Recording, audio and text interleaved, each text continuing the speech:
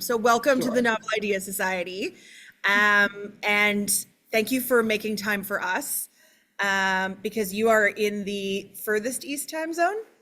Well, except for Newfoundland. Newfoundland's got another half hour on us. Okay. Oh, yes. Okay. But you're pretty close Yeah, it's 9 o'clock here. to the furthest. So, this book was so good and so much happens. Where did you come up with the idea for this? It was a very long route. So when I started writing a historical, this book actually went through about 3 different iterations before I settled on. Like Nora was always there, but it took, a little bit of fiddling around before I really settled on Charlotte. And then once I settled on Charlotte, everything seemed to fall into place and how I was going to really approach both characters and then have them come together, closer to the end and what that would mean. So it really was sort of a roundabout way. Like at one point I had a timeline that was set in the mid 90s. And so I had a dual timeline thing going on. And then I realized that didn't, well, I changed that timeline and then I realized the dual timeline didn't work. And so it really was a bit of back and forth. And my editor helped me a lot with trying to figure out exactly what this book was supposed to be. What was the first idea? Was it that you wanted to write about a nurse? Was it about the explosion? Was it Halifax? Like what was the starting point?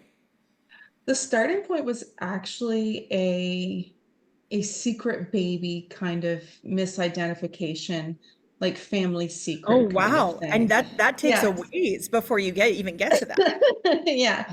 So the dual timeline would have been the descendants of that baby and then unraveling that secret and then going back in time to like showing how it actually played out.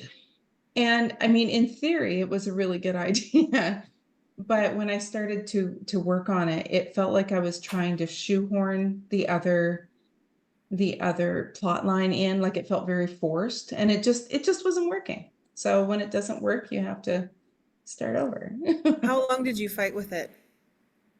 A long time. A long time, probably a year. I probably went back and forth, and it went to my editor, and it went through a couple of rounds of revisions with my then agent. I actually have a different agent now, but went through a couple of revisions with her, and then I was just like, you know what? I think I'm going to make more of a mess than trying like by trying to force it. And then, once I came up with Charlotte and the idea of doing 2 main characters at the same time, it really did sort of settle in and it felt right. So I took it from there. How much did you know about the Halifax explosion before you started writing about it? I If we go back, so to my education, it wasn't taught in Canadian history and social studies. I found out about it in grade 12 when I read Barometer Rising. So I found out about it in a lit class. Um, and then when we moved, because I'm from Fredericton, well, the Fredericton area. And so when we lived in Calgary for 12 years, then we moved back. The Maritime Museum of the Atlantic here has a permanent exhibit that is just fantastic. So then I learned a lot about it at that point.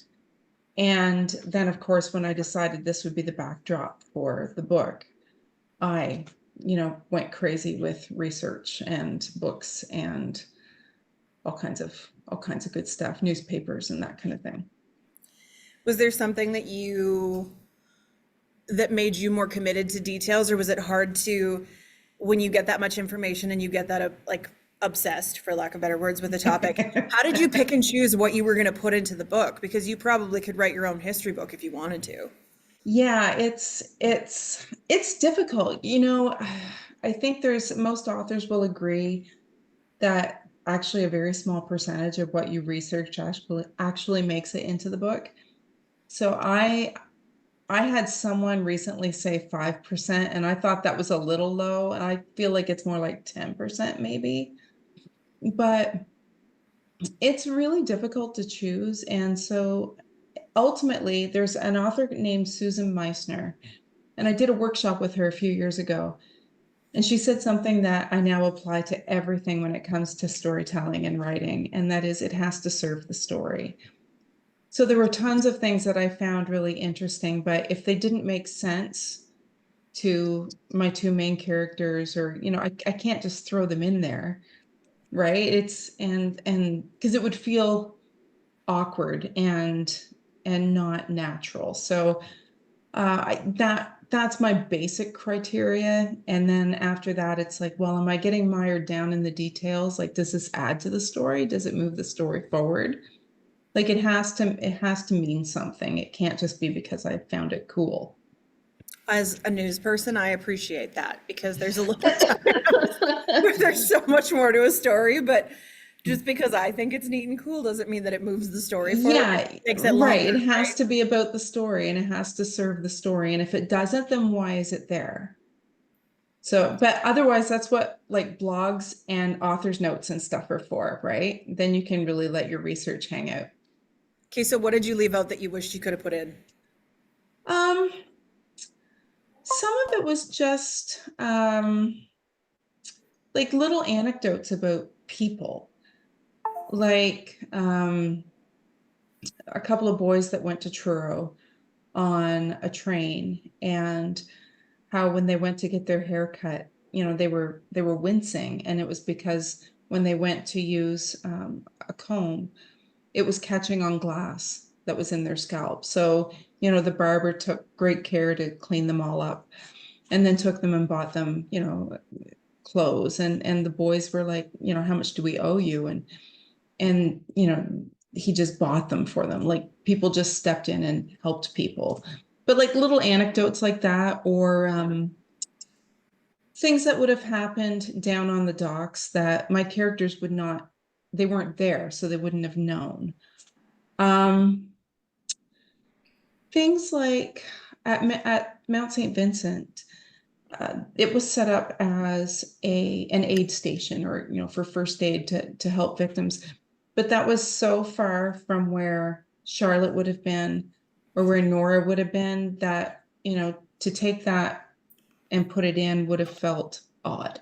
Mm-hmm. Just all around kind of things, or things like Boston's involvement. I mean, there's a reason why Nova Scotia sends a Christmas tree to Boston every year, and they light it on their commons.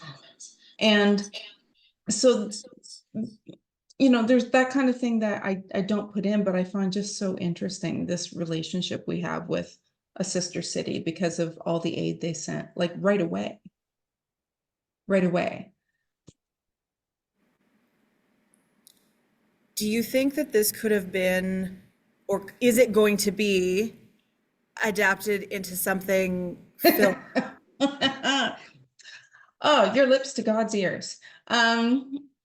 There's been nothing across my desk yet. You never know. What I have learned in the last, while with other projects is that the road from book to film is a very long one. It doesn't move fast. Lots of times people show interest, or option a series or a book, and it doesn't go any further than that. It doesn't get made. So who's to say? I mean, I would love it. I think it would be great, and it would be great to have more Canadian content in the film industry. But so if anyone's out there that would like to option this and make it, like, my agent's name's on my website. Is there anything in it that you, because I know as an author of historical fiction, people love to give their opinion on the history of it. So is there anything that people have come at you about or complained about that is maybe more or less some license of the author versus historically accurate, or did you try and stay as close to it as you could? I tried to stay as close to it as I could, and crossing my fingers, as yet, no one's come at me about anything. I know, I'm shocked. I mean, this was one of the reasons why I didn't write historical fiction until now. I was actually really afraid, afraid of getting things wrong or afraid of getting nasty emails because I've made a mistake. And at some point I really wanted to do this. So I had to not let fear drive the bus and just do it. What kind of feedback have you got from people about it? Is there one character that they more or less are attracted to or empathize with or hate in some cases? Not so much hate. Everyone seems to love Neil. Well, how can you not? I had Okay, some so very strong feelings about Allie at the end. yeah, well, yeah. But I mean, I think people have mostly agreed that, we don't like Allie and we do love Neil. And actually in revisions, I had to give Neil a few little flaws. So he was actually even more perfect than he is in the final version. But I had to make him a little more human, a little less perfect, which was fine. Um, but no, I get a mix actually of people who love Nora and then people who really relate to Charlotte and how devastating it must have been to wake up in the situation that she was in. Um, so yeah, I've been getting a mix. I will say in the moment where, and we can talk spoilers here, I always do after Okay. I read the book. I'm never In the quite sure moment if we should or not. when Charlotte hands over the baby and you think she walks into the lake. And I actually gasped because she talked about not having anything to be around for. And she talked about how devastating that moment was. And so I was like, would she actually? And so I was also pleasantly surprised that she changed her mind. But I also felt really bad for Nora thinking that that moment had caused her to take her life. Like that Yeah. residual feeling because she'd heard about the stockings down by the whatever and Yeah. those moments. And I thought there were so many powerful moments in that book, but that one, that series of events really gave me goosebumps because it felt the most raw. What was the hardest moment for you? Like, do you live in your characters' heads? Are you Yeah, able I do. okay, so what was the hardest part for you to live through as you wrote it? No, maybe not that scene, but in the book in general, because there's a lot of hard scenes. Yeah, there were a couple that I call it bleeding on the page. Like you kind of have to open a vein and bleed on the page. Um, when Charlotte wakes up and she realizes that Aileen's not with her. As a mom, and of course my kids are grown now, so I was a little more able to go there. I don't think I could have done it um when my children were small. Like there's a reason why I've never written really children in jeopardy until my children were adults. Now that I have a grandchild, I don't know if I can do it again. um but that one was really tough because I mean that taps into our biggest fear as moms, I think. And then also there's a scene where Nora is walking home after she's been to the morgue and she loses it, and she doesn't lose it very often. She's the one holding things together. And so I really had to like put myself in what would she be feeling like, and physically what were those feelings like. And it's difficult. It is difficult, and you leave writing one of those scenes pretty drained. I think those were probably the two that were the hardest for me. Did you know that Nora's whole family was going to be killed when you started writing her character, or how did you envision her life going? Because I was very surprised at how many people she lost, and that scene of the morgue. Um, I can be accused of compartmentalizing things because of what I do for a living. So I'm Yeah, very good at like, you just need to do what you need to do. And I think that right. first responders can be that way too, because you just go into like, just deal with it mode and feel it later. Yeah. Um, but I tried to put myself in her shoes in that moment. And I couldn't imagine not just looking for your parents or your sister, but how many people she also would have known. Yeah. Like she wasn't walking in a place where she didn't know the community. Like this is a smaller town in this time. You're It's not, not that small. I mean, no, we're talking 30,000 people. that's still small. Like that's I still like, guess. that's like Moose Jaw. Like that's, you would still know people, right? Like there's a Yeah. chance that you're going to walk along and think, oh my God, I know that person. That's Yeah. the lady from the grocery store. That's this. Like you might not Yeah. know them personally, and you're walking through and seeing people that you may not know but recognize. Yeah. And I think that there's something really powerful in that, that it wasn't just her going through looking at two bodies that might be her parents. It was, No, this one isn't that one. it's hundreds. And even if you don't know somebody, like if you don't recognize people, imagine being in a room with that many dead bodies. Like, and I mean, she's a nurse, so she's not unaccustomed to death, but this is different. Like, this is a completely different thing. So you're right. And I think there is a lot of compartmentalization. And the moment when she realizes that the professor who is basically running the morgue in the basement of the school, and takes her down, and she realizes what a horrible job he has, to and he comes back every day and does it again, and how that must eat at him. Like, that really got to me, because she does it once and she's done, but he has to console people and take them through day after day after day. I'm not new here, I swear. Um, am I muted? Um, did you know that she was going to lose her whole family, or is that something that you added later? No, I knew that. So I how, knew that. let's talk about your writing process then, because some Okay. people are like sticky notes and they have a flow chart and things go around. Some people write character outlines and then they do the whole thing. Other people just fly by the seat of their pants and Right. hope for the best. Where do you fall into that? um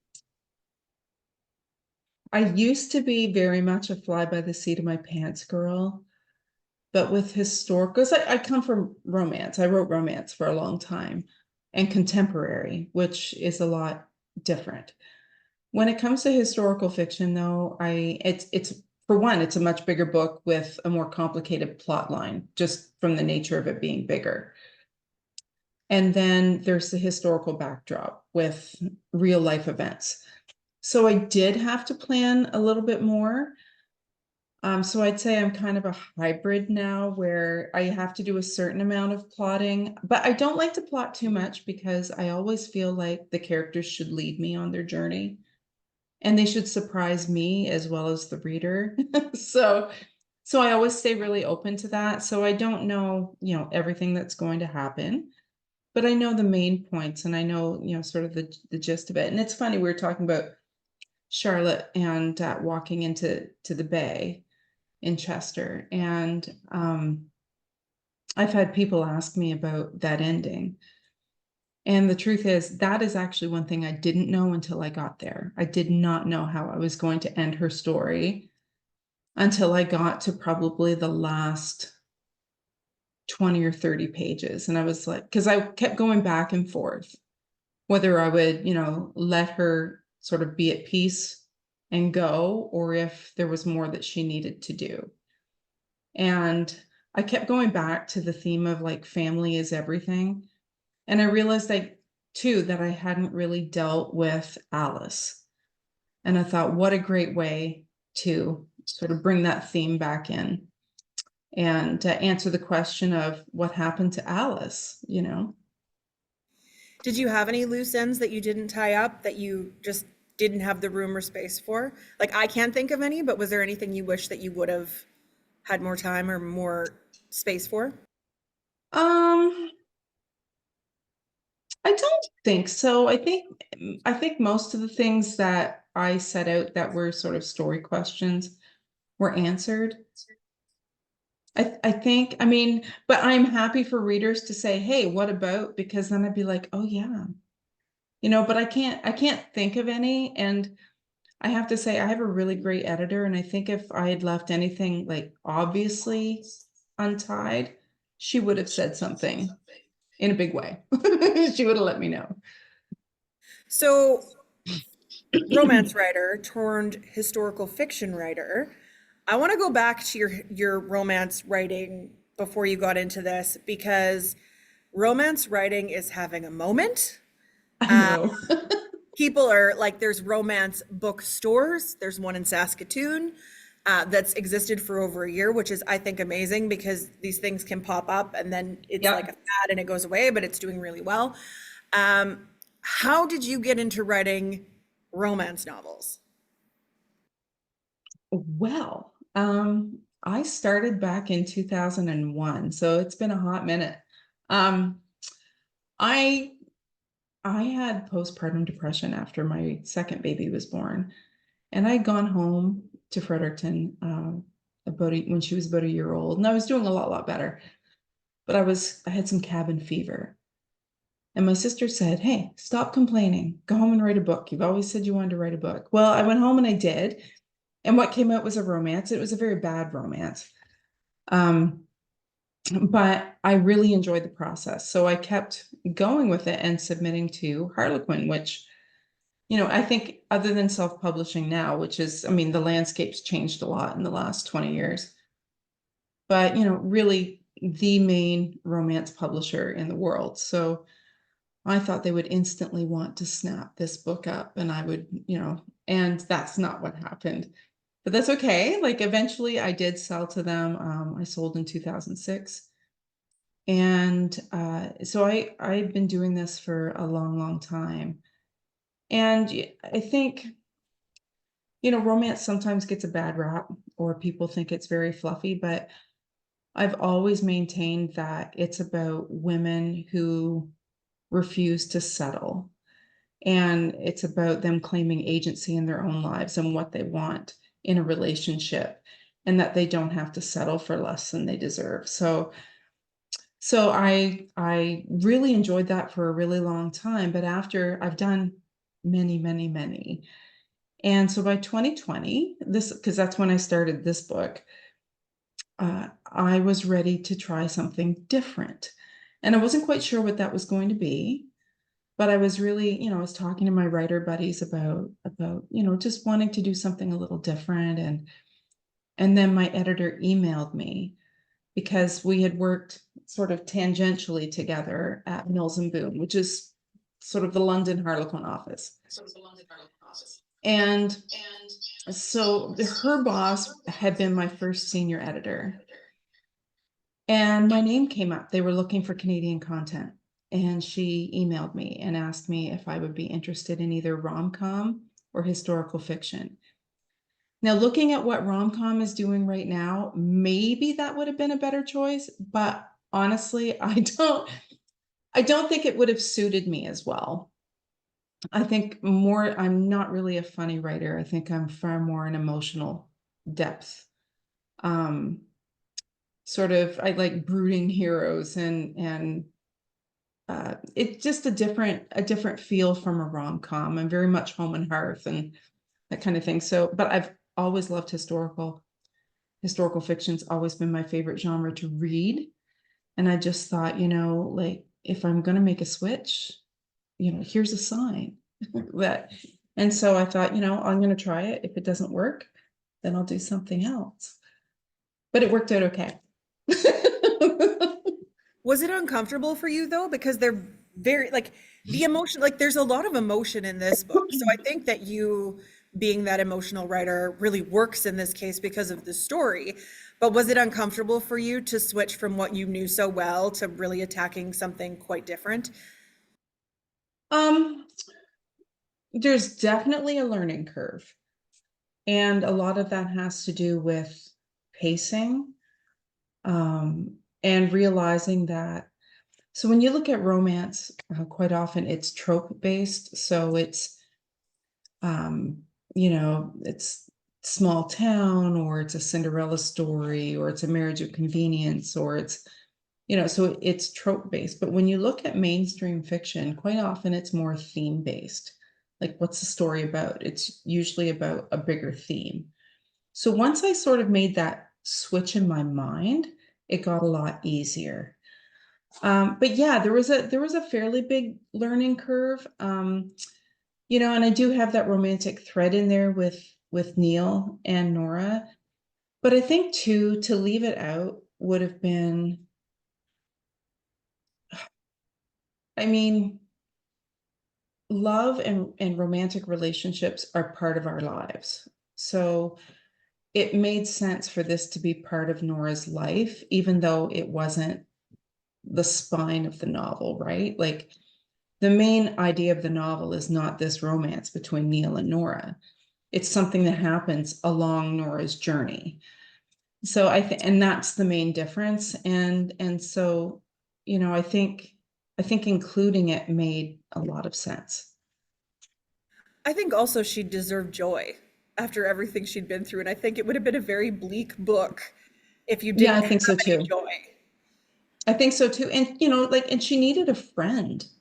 Like, she lost Jane. She really needed a friend, and she needed, I also think, to know that there were guys out there who were not Allie, who would stand up and do not necessarily the right thing, but the good thing, you know? So, before I open this up to the room, I can keep asking questions, but I know that there are people here who have questions for you.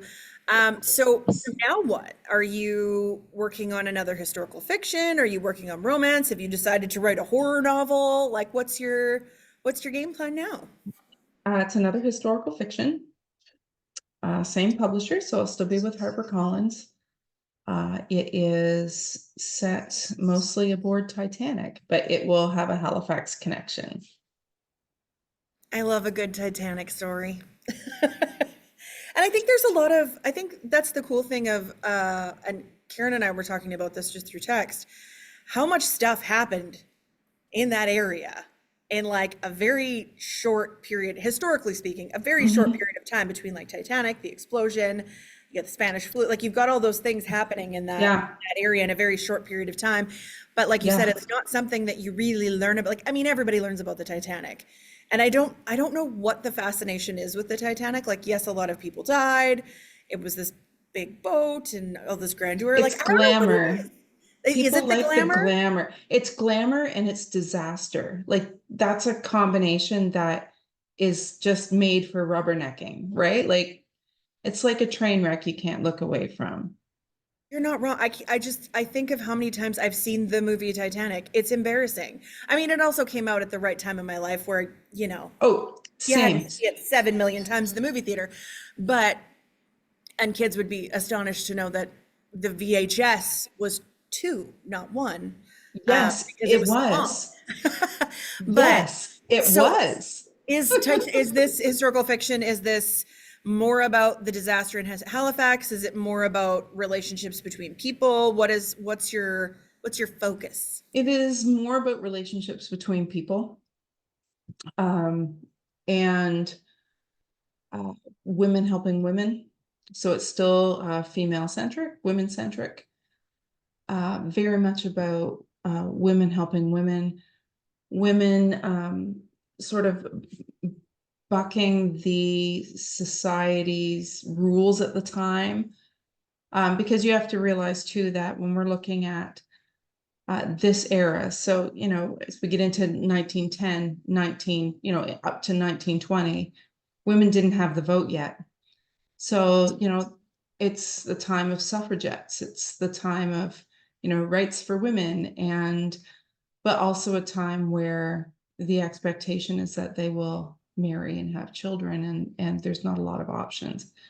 So I like playing those off each other, and a little bit, how women fight back against that, or push back, I guess, do a little bit of pushback. And I think that's also really timely right now. So, I'm, yeah, that's sort of where that's going. You talk a lot about women helping women. Who helped you? Oh, that's a really good question. Um, My sisters, I think, like, I had really important relationships with my sisters, and I still do with one. I lost one in 2020, but those relationships were super important. Um, I've got, girlfriends, and, actually having close girlfriends was something I struggled with until I hit about 40, 35, 40. And then suddenly I think I figured it out. Um, but also I had mentors. I had a few that were male teachers, but I also had a professor I went to St. Thomas in Fredericton, and I had a professor there, Tish Thornton, and she was just always encouraging me and helping me reach for opportunities. So I think there's a lot of that. And I also think too, the older I get, the more this is important to me. I'm getting a lot saltier as I get older, and a little, I don't care as much about a lot of stuff, and I care more about other things. And I think I just appreciate those relationships even more as I get older. Do you make a habit of also helping other women? Do you have your own mentorships and own things, other things that you're also doing to kind of pass things along as you've been in this almost 20 years? Yes, and not as much as I used to. I mean, uh, I used to hold a contest where it, I would, the winner would get me as a mentor for a year. But I'm always, when I do things with other authors or I see other authors, I'm always happy to amplify, right? So there's a group of historical fiction authors that, like, it just doesn't seem to matter what we do, like we'll always give each other a shout out or read each other's books, or even friends that are local, like if you're going through, I just had lunch the other day with three friends and we hadn't seen each other for quite a while, and it was all about catching up on what we were doing and just sort of supporting each other as women. And so I think rather than necessarily being like officially affiliated with something, I think it's more just trying to be there for people, and and trying to help when you can, and being grateful and reaching a hand back sometimes when things that are good happen. Make sure you take people with you. I think that that's more effective than necessarily being aligned with something and just saying, oh, I'm doing XYZ and my name is associated with this, this, and this. You're probably more likely to have more of an impact when you have those personal connections and Yeah, those girl gangs, right? well, I think so, and I think it sometimes, you can officially be affiliated with something or you donate to something, but sometimes that's a little more performative than actually practical. So I just try to, you know, there's a story from another author friend who she was going through a really rough time, and she asked someone that she was in a project with to just help promote this thing. And she was told no because it wasn't in her brand. And I was just like, it costs $0 to be kind. It costs $0 to be kind. So, like, that's just not my vibe. It's just not. I'd be like, yes, 100%. I will, I'll send out a tweet. I'll put it in my well, I'm not on Twitter anymore, but I'll put it in my newsletter. I'll, like, I don't get that, I guess. So that's sort of my philosophy on it. That's in the book, isn't it? The kindness costs nothing. Yeah, I think so. I was It's like, one of where did those. I read that recently? That's Yeah, in your book. it costs $0 to be kind. But yeah, it's something probably a little more appropriate to 1917. But yes, it costs $0 to be kind. Okay. I am going to stop monopolizing the conversation. Let's start with online. If you have a Okay. question for Donna, um, just unmute yourself. I'm hoping this won't be chaos. Turn on your camera so we can see your lovely face if you're willing. And you can praise her, you can ask her questions, you can do whatever you like, but the floor is yours. And if you don't, I will just keep talking. And I am very skilled at that. Don't be shy. Or they can put it in the chat too if they want You to could type also something put into it in the the chat. chat. Yes. Rochelle had put in the chat, I loved how you wrote the book and the perspectives you share. Would there be a future book that might deal with the descendants' timelines? That would be intriguing. You know, this is a question that I have been asked quite often, and it surprises me every time.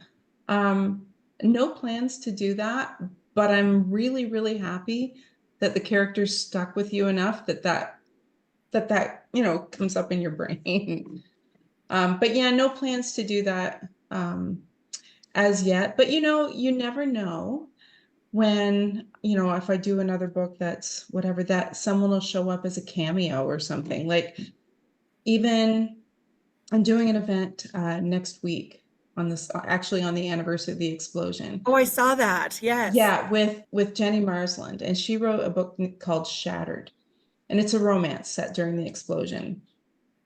And there's a character in it that she then does his story later, and his name is Carl.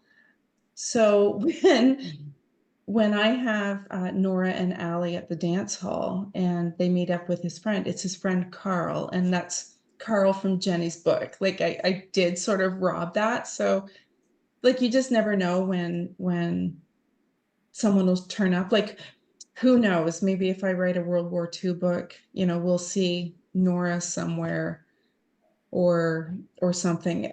Who's to say? But as far as them having their own storyline, I don't think so. I don't think so.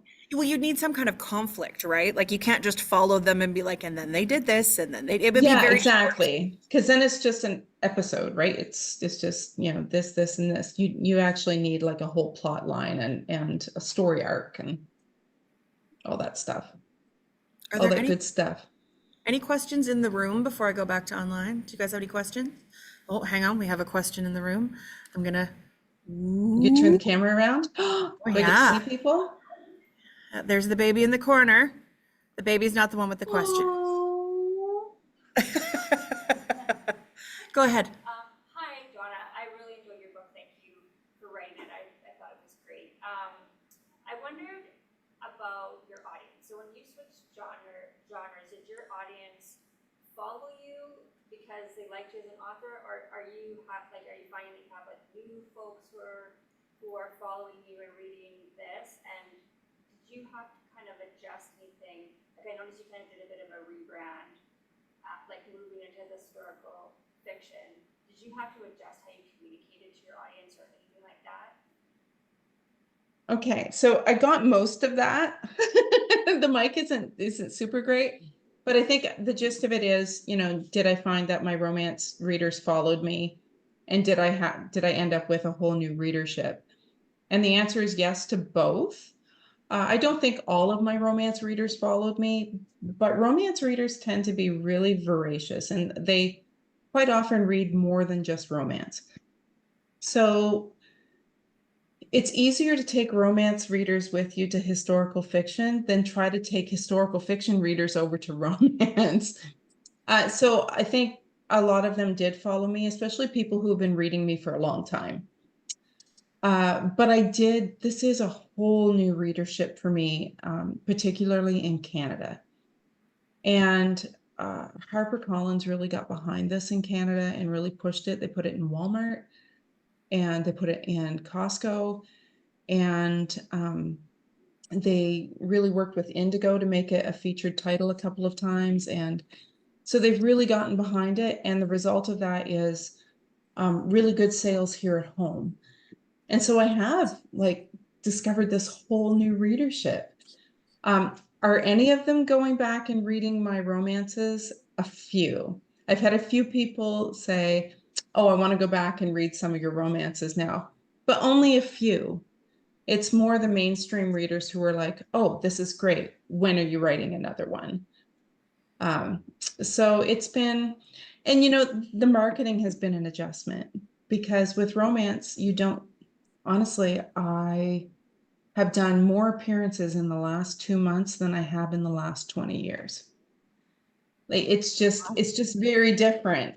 Whereas with romance, I would focus a lot on like doing guest blogs or online ads and that kind of thing, and reviews and stuff. And I still do those things, but this has been a lot different, a lot more signings and talking to book clubs, which has been so fun. Yeah, so it's been a pretty big adjustment, actually. Thank you. Any other questions? Okay, from behind her. Speak loudly so she can hear I you. was gonna say, or Sam, if you can repeat it when she's done, that might be Yeah. helpful too. Yeah, what's your question? I have a statement and a question. Or you can come closer. Will you do the on, you can come, okay, what's the statement and a question? I also had never, I'm not a fan of history, but I love like historical fiction. I loved your book. It was amazing. The first time I had ever heard of the Halifax explosion was when I was teaching at high school here. I don't recall learning anything Wow. about it as a student at all. So I love that the story is out there and more people will know about our history that isn't taught. I also, now here's the question. I worked my whole career with young adults. And do you find the plight of women has really changed that much since you wrote of it, young women who end up pregnant and it derails their career, can derail things? I see that that's still happening a lot today. Did you catch all of that? I did not, so if you can Okay. repeat it, that would be great.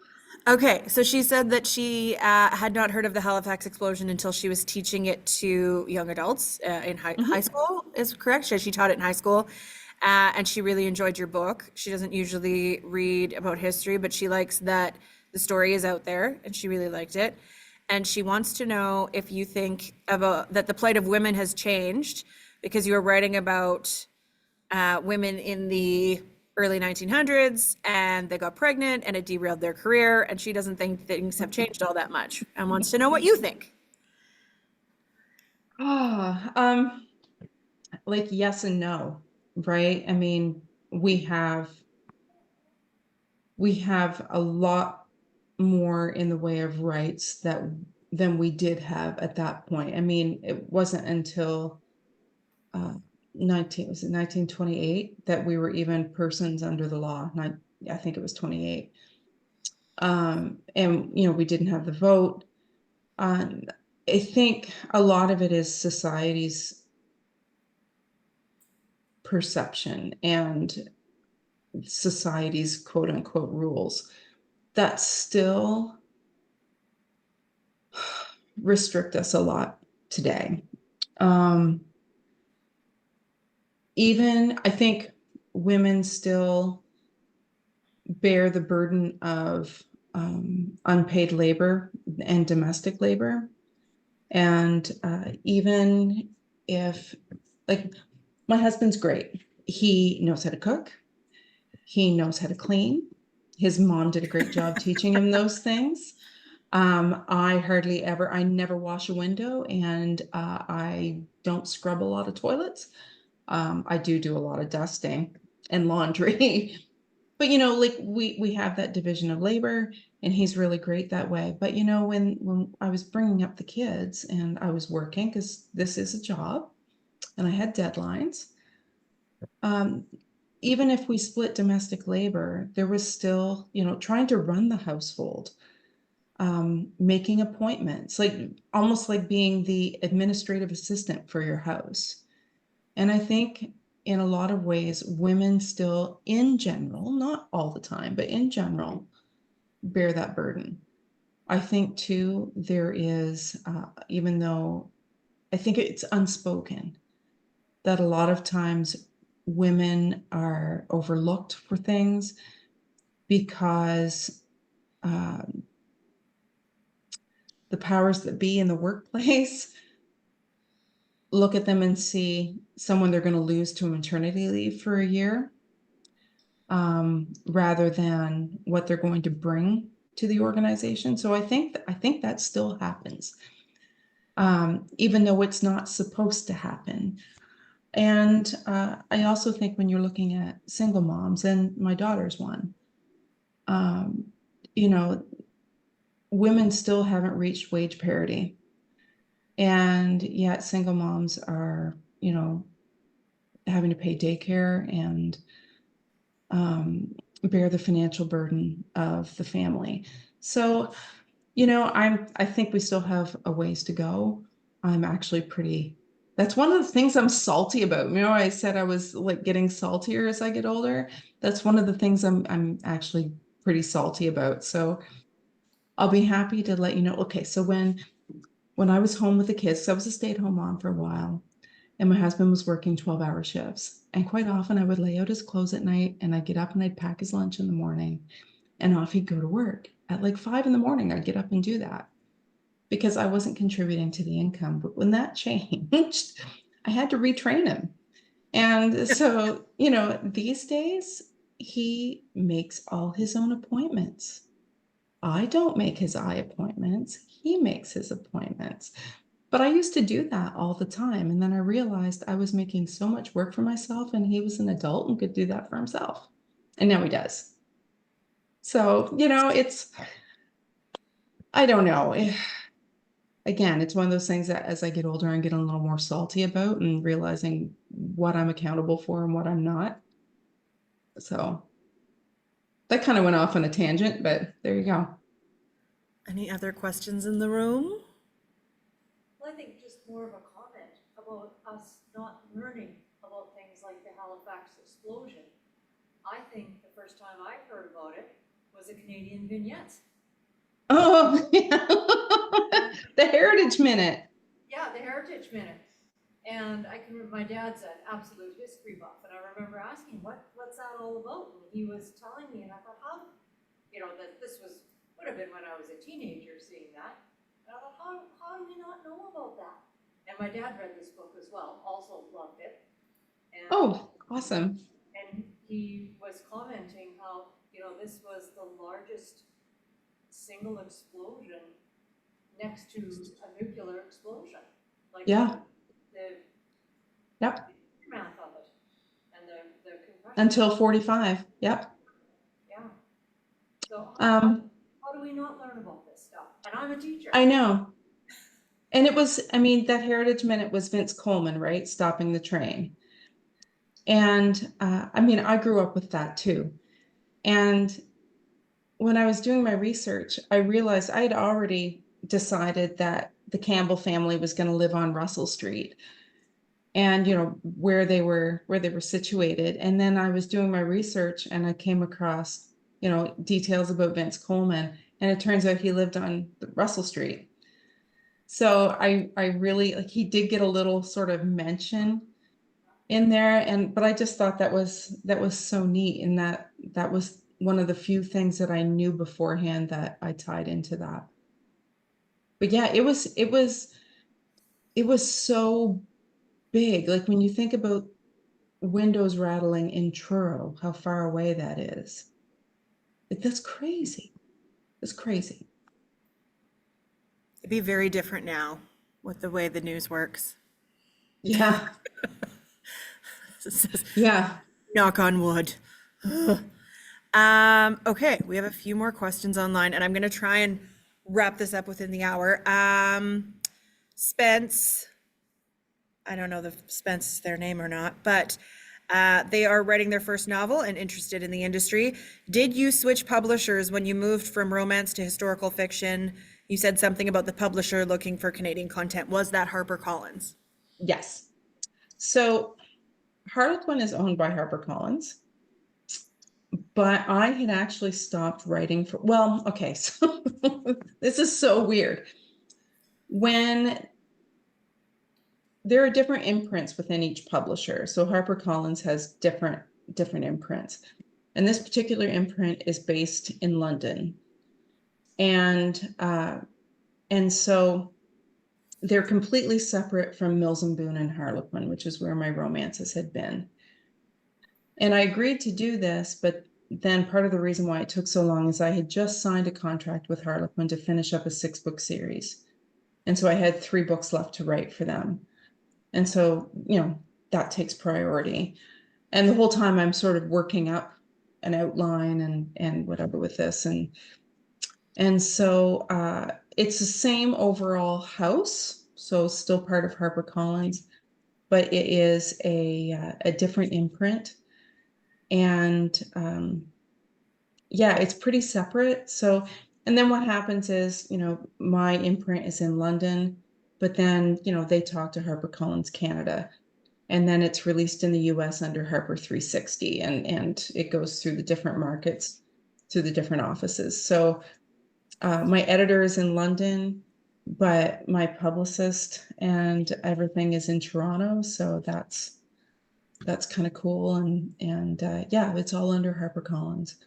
But I don't think, they didn't approach me because I was an in-house author. They approached me, I think, because they had worked with me before and they were looking at Canadian authors, and my name just kind of came up, which is incredibly lucky on my part. Rochelle wants to know, if you could enter any fictional world to live or visit, which one would you choose and why? Oh my word. That's okay. But that's such a hard question, because inevitably in every novel setting, something really bad happens. And would I want to live there? You know what I mean? It could be a Like, TV show or a movie. It doesn't have to be a book.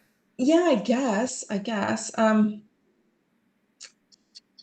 don't know. I don't know. Like, I can tell you that I just read a really good book, and I would love to be in that group of women, but I'm not sure I'd want to be in World War II London. You know what What's I the mean? book? Like, it's called Yours Cheerfully, and it's the follow-up to Dear Mrs. Bird by A.J. Pierce. And it's funny. It's very, very funny, but it's about a young woman who does an advice column for Women's Friend magazine during the war. But she's very much, she gets herself into trouble because she's determined to help people and do the right thing, even though it gets her into trouble. But there's also, she has great friends, great coworkers. And there's always in AJ's books, there's always at least 2 or 3 scenes where she'll just reach in and suddenly rip your heart out. Something will happen. It's just that heartstringy moment that's so poignant. And I just love that. But then, next chapter, you might be laughing again. And it's just so warm and witty, and I would love to see them as movies. So She says AJ Pierce is the best. I would hang out with Emmy Lake and Bunty any day. I don't know what right? that means because I have not read those books, but I will. Okay, so Bunty is her best friend and Bunce is the best. Charles is also a bit dreamy. I picture him a little bit like Neil. So yeah, Emmy and Bunce. So now I have to read Mrs. Porter Calling, which is the 3rd book in the Emmy Lake Chronicles. So, but worth a read. Worth a read. So I mean, as much as I would not like to be in the danger of the Blitz in London, and rationing and everything, I think it would be very special to be a part of that group. It is Christmas time. People are buying books. They're suggesting books. They have downtime to read books. What are the 3 books that you would just recommend to people to either gift, read, or take a look at over the next couple weeks? Okay. Oh boy, Hang we're gonna have demonstrations here. Well, no, there's a couple I want to show you. So this one is next on my list to read. I almost just slipped off my chair. It's called The Lies We Leave Behind by Noelle Salazar. Noelle's an auto buy for me. So it's a World War II set. and this is in the Pacific. So I would recommend that. That just came out. And then this is another Halifax author. It's called The Third Wife of Faraday House by B.R. Myers. And it's a Gothic mystery set off the coast of Nova Scotia. So very atmospheric, very foggy family mysteries, blood showing up in weird places and ghosts and all this stuff. Anyway, I love her work. So I would recommend that. And I just finished, because I am a historical fiction junkie, I also just finished the Wartime Book Club, which is by Kate Thompson. And it is set on the island of Jersey, so one of the Channel Islands during the German occupation. And it's another one of these stories that is very much about best friends, and there's some danger in it. It's women helping other women. It's I know I started to tear up at least a half a dozen times, but it is not a sad book. It's so hopeful and full of resilience and resistance. I loved it. Well, I can't thank you enough for making time for us because I know it is late on your corner of the country. But I'm going to go watch the second period of the hockey game. What are you talking about? good Canadian girl. Who are you cheering for? Toronto, of course. Of course you are. Of course you are. Oh, before I go, I got to show you these. Like, oh, see if I can turn it around. These are my earrings. They're your book. Yeah. Who They made even have those for pages. you? I had a neighbor make these for me. Those are so She cool. surprised me just before my book came out. She surprised me. She'd made them for me. That's a good friend. So they're my official event earrings. Well, I hope you'll wear them next week at your big event when you go for the anniversary of the explosion. That's going to be a fun time. I wish that sounds like something that I would enjoy if we weren't in the middle of the landlocked, very snowed in prairie. I am so sorry that you're snowed in. I mean, are you though? Most people Yeah. just take it with glee. No, you know what? It's been so gray and drizzly here for the last like 2-3 weeks. I do feel for you because it's Yeah. been bleak here. We could use some sunshine. I think all of us could. Well, Yeah. you have a lovely evening. Good luck to your Leafs. And we will watch for the next book. Do you have an ETA on the Titanic adventure? I do not. Stay tuned. It's going through some growing pains at the That's moment. okay. So It's a it's sign it'll be a good book. I am actually really excited. So just you can always catch up on my website or on my socials because I'll give updates there on what's going on with it. But thank you so much for having me, though. This was so fun. I just appreciate it. I love that people are willing to do this and that I learned so much from your book because again, landlocked prairie, and we definitely didn't talk about the Halifax explosion when I was in school. Okay, so can I give one last rec before we Yeah. go? Yeah. Okay, so remember I mentioned Jenny Marsland's book, Yes. Shattered? The follow-up, I believe, is set in Saskatchewan. I think he goes west. And I forget what the name of it is, but if you look her up, it's Jennie, Yep. and then Marsland, Marsland. And it was out a while ago, but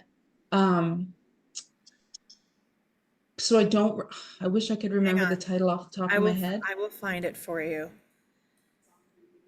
Jenny Marsland. But it is a historical romance set on the prairie. Where the Heart Is? Is it Carl's story? I don't know. There's Shattered. And then Where the Heart Is has like an old-timey Fabio style cover. Please hold. Images. Flight? Hang on just a sec. I'm going to also Deliverance. open mine. Okay, just a minute here. She's got many books. I know we're going over time, but just a sec. That's okay. I was more concerned about your time than mine.